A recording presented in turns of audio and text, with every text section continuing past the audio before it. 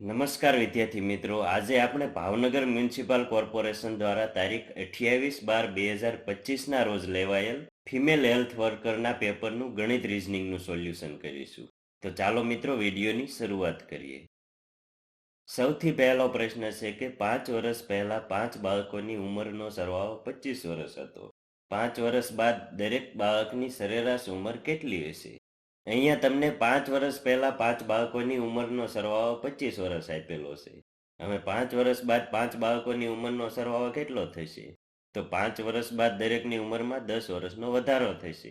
માટે 25 + 5 × 10 બરાબર 75 વર્ષ થશે. હવે સરેરાશ બરાબર 5 બાળકોની ઉંમરનો સરવાળો ભાગ્યા બાળકોની સંખ્યા બરાબર 75 / 5 બરાબર 15 વર્ષ. માટે આપણો સાચો જવાબ આવશે ઓપ્શન ડી, 15 વર્ષ. આગળનો પ્રશ્ન છે કે જો કોઈ વ્યક્તિ 10 કિમી પ્રતિ કલાકને બદલે 14 કિમી પ્રતિ કલાકની ઝડપે ચાલે તો તે 20 કિમી વધુ ચાલે છે, તો તેણે ખરેખર કેટલું અંતર કાપ્યું હશે? તો અહીંયા વ્યક્તિ ધીમે ચાલે ત્યારે કેટલું અંતર કાપે છે? તો 10 × t. અને ઝડપી ચાલે ત્યારે કેટલું અંતર કાપે છે? તો 14 × t. હવે વ્યક્તિ ઝડપી ચાલે ત્યારે 20 કિલોમીટર વધુ ચાલે છે, માટે 14t - 10t બરાબર 20 થશે ને? માટે 14t બરાબર 20 અને t બરાબર 5 કલાક. હવે ખરેખર કાપેલું અંતર બરાબર 10 × t બરાબર 10 × 5 બરાબર 50 કિલોમીટર થશે. માટે આપણો સાચો જવાબ આવશે ઓપ્શન એ, 50 કિલોમીટર. આગળનો પ્રશ્ન છે કે દીપક નીતિનને કહે છે કે જે છોકરો ફૂટબોલ રમી રહ્યો છે તે મારા પિતાના પત્નીની પુત્રીના 2 ભાઈઓમાં નાનો ભાઈ છે. હું 2 ભાઈઓમાં મોટો છું. તો તે છોકરો ફૂટબોલ રમી રહ્યો છે તે દીપકને શું થાય? તો અહીંયા દીપકના પિતાની પત્ની એટલે દીપકની માતા થશે. એની પુત્રી એટલે દીપકની બહેન થશે. એના 2 ભાઈઓમાં નાનો ભાઈ એટલે કાં તો દીપક પોતે થશે અથવા એનો નાનો ભાઈ થશે. પણ અહીંયા તમને આપેલું છે કે દીપક 2 ભાઈઓમાં મોટો છે. માટે ફૂટબોલ રમી રહ્યો છે તે દીપકનો નાનો ભાઈ થાય છે. માટે આપણો સાચો જવાબ આવશે ઓપ્શન બી, ભાઈ. આગળનો પ્રશ્ન છે કે રમેશના માતાના ભાઈ એ આલોકના ભાઈના પિતા છે. તો રમેશના માતા એ આલોકને શું થાય? તો અહીંયા રમેશના માતાના ભાઈ એટલે રમેશના મામા થાય છે. તો રમેશના મામા એ આલોકના ભાઈના પિતા છે, એટલે કે આલોકના પણ પિતા જ થશે. તો રમેશની માતા એ આલોકના પિતાની બહેન એટલે કે ફૈબા થાય છે. માટે આપણો સાચો જવાબ આવશે ઓપ્શન બી, ફૈબા. આપણો આગળનો પ્રશ્ન છે કે એક દુકાનદાર 144 ઈંડા પ્રતિ 90 પૈસા લેખે ખરીદે છે. રસ્તામાં 20 ઈંડા તૂટી જાય છે. તો બાકીના ઈંડા રૂપિયા 1.20 લેખે વેચી નાખે તો તેને કેટલા ટકા નફો કે નુકસાન થશે? તો અહીંયા કુલ ખરીદ કિંમત કેટલી થશે? તો 144 × 0.90 રૂપિયા બરાબર 129.60 રૂપિયા થશે. હવે 20 ઈંડા રસ્તામાં તૂટી જાય છે તો વધ્યા કેટલા ઈંડા? તો 144 - 20 બરાબર 124 ઈંડા વધ્યા. હવે બાકીના ઈંડા 1.20 રૂપિયા લેખે વેચે છે. તો કુલ વેચાણ કિંમત કેટલી થશે? તો 144 × 1.20 બરાબર 148.80 રૂપિયા થશે. અહીંયા ખરીદ કિંમત કરતાં વેચાણ કિંમત વધારે છે એટલે નુકસાન તો થશે જ નહીં, નફો જ થશે. હવે નફો શોધવા માટે કુલ વેચાણ કિંમતમાંથી કુલ ખરીદ કિંમત બાદ કરી દો. એટલે 148.80 માંથી 129.60 બાદ કરો એટલે 19.20 રૂપિયા નફો થશે.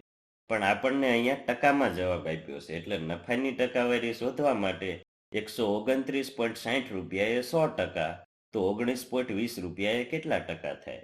તો 19.20 × 100 ભાગ્યા 129.60 બરાબર 14.81% નફો થાય.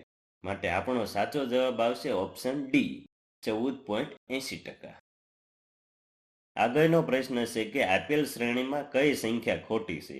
તો અહીંયા તમને એક શ્રેણી આપેલી છે 50, 51, 47, 56, 42, 65 અને 29.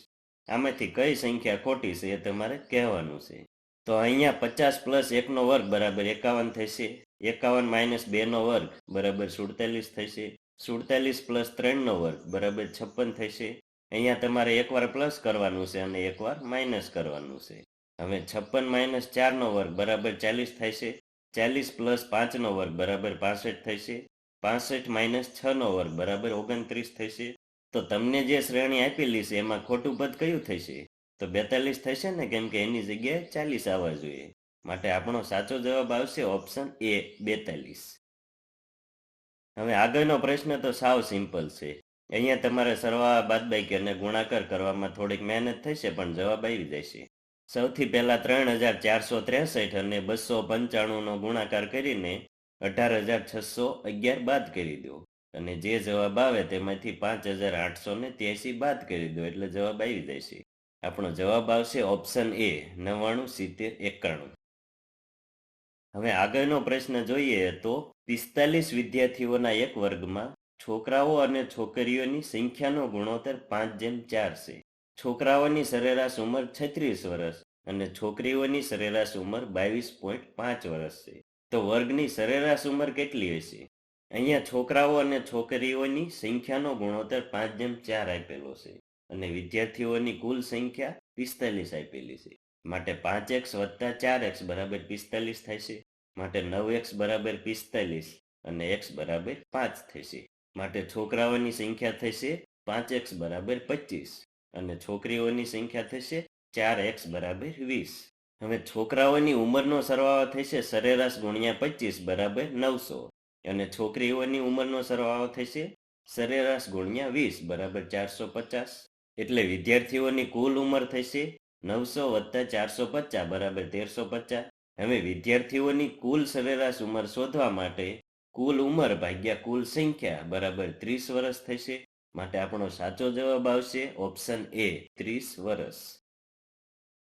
હવે આગળનો પ્રશ્ન છે કે વર્ગમાં રહેલ છોકરાઓની સરેરાશ ઉંમર તે વર્ગમાં રહેલ છોકરાઓની સંખ્યા કરતાં બમણી છે.